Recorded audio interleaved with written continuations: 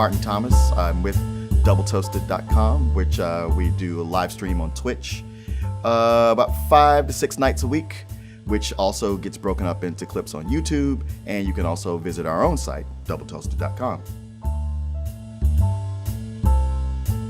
Oh, that's interesting. We started in a studio a lot like this one, down at Austin Cable Access, with a show called The Real Deal, where we did sort of comical movie reviews. We did that for a little over 10 years, and it was fun, but there was no way to get paid for it because that's the Austin Access rules. You can't have commercials. And it was time to make the move from just doing it live for local Austin to the internet. It's kind of a gamble at the time because the internet was not what it is now. But we took it there in the form of ourselves as animated cartoon characters. This very quickly got the attention of a New York media company, and they saw it and they said, hey, we want you guys to do this for us. We're going to rebrand it, which became Spill at the time. And we started doing these on a regular basis, and us as animated characters reviewing movies, which then branched off in the podcast.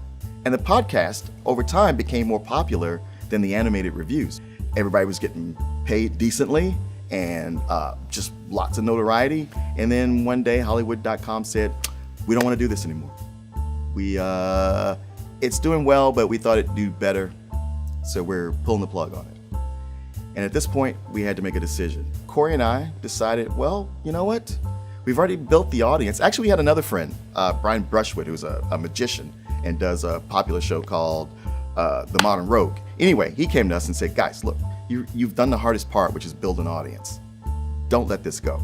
He walked us through doing a Kickstarter to rebuild everything. We were looking at getting $30,000 so we could build a new website and get things going, and we got it in the first day. And I was like, yes, we did it. And to Corey, like, man, we made it. And he's like, well, I kind of lowballed that figure. We actually need more like 100,000. And I was like, oh, but we still had a month to go. And by just about the end of the month, we had the 100,000.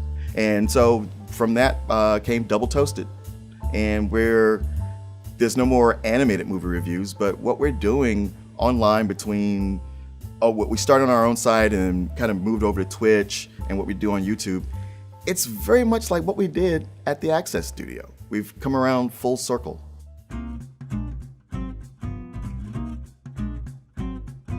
It was actually Corey's wife. We were just looking for names, and I don't know how she came up with the term triple toasted first, and it was like, no, but double toasted sounds good. It was wanting a name that didn't necessarily pin us down to one thing. That, like, even though we're going to talk about movies, we go into pop culture and current events, and something movie related would just leave us right there where we couldn't really branch off and do other things. So being this kind of nebulous name, it's curious enough where you're like, what is that? And that's how the name came about.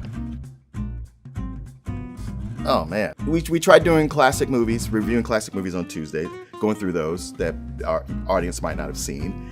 And every so often we'd slip in a bad movie, and the response to that was overwhelmingly higher. So Tuesday has just become, hey, this is where we review the worst movies. Samurai Cop. But that's some of them they're so bad that they're enjoyable. Surf Ninjas. Have you seen Surf Ninjas? The Garbage Pail Kids. That was pretty bad too. And the thing is, as painful as these movies have always been, I'm getting to a point where I'm starting to enjoy them just because it is something to talk about. The best ones are the ones that were just misguided, or one where it's fun if the movie was done in earnest, but the technical skill was just not there.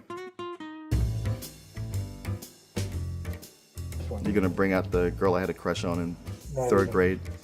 Yeah. Because on the show, I wear hats all the time. And somehow, hats and paisley shirts. And so it's sort of my signature. And I got the nickname Cat Daddy. And it has stuck. It has not gone away. Oh, yeah, you're familiar with that. That's the character Frylock from Adult Swim, from Aqua Teen Hunger Force. Adult Swim started moving into the shows that were just absurd comedy for seemed like for no reason. And the first few times I watched it, I was just like, this is not for me. And then I was at a party, and my friend's wife was she just couldn't stop talking about like, Frylock, you are so Frylock. Man, you are Frylock. Listen to it. Everybody come here. And the more she said it, more like, yeah, that's your personality. And I was like, all right, I'll watch the show again. And then when I watched it, I was like, oh, okay, I get it now. And I was at Target and saw a French fry headpiece. And I was like, I feel like this is destiny. I'm going to pull this off.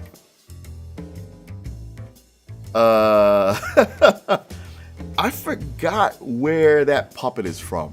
It was something that got pulled up. I don't remember for the life of me which movie or if it was a commercial, but it got brought up and somebody made the joke that it looked like me. Steve-O from Jackass. He was going on tour. He was like, hey, I'm putting away the stunts. I'm doing comedy, stand-up comedy, and I'm doing a show in Austin, and I need to promote it.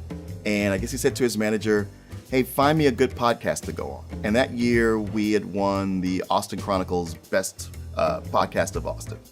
But so they hooked it up for him to come down to our studio, and we figured we'd get a 10, 15, maybe 25-minute interview with him. And he stayed for 2 hours, and we had a great time. He would have gone out drinking with us, but he's sober, so that was not his thing.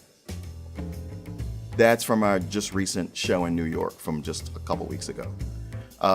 We were at the Intermedium Roulette in Brooklyn. It's a modest crowd, about a little over 300 people, and we sold out the place. And and New York gave us a great welcome. Well, you know what? Double Toasted.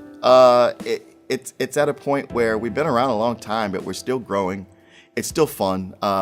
It's weird when we discover that someone who's prominent listens to us, because I always think we're just for a younger audience. Matter of fact, any of my friends or somebody I meet is like, oh, what is that? I want to listen to it. I feel like, maybe not. It might not be your thing, because it is uncensored.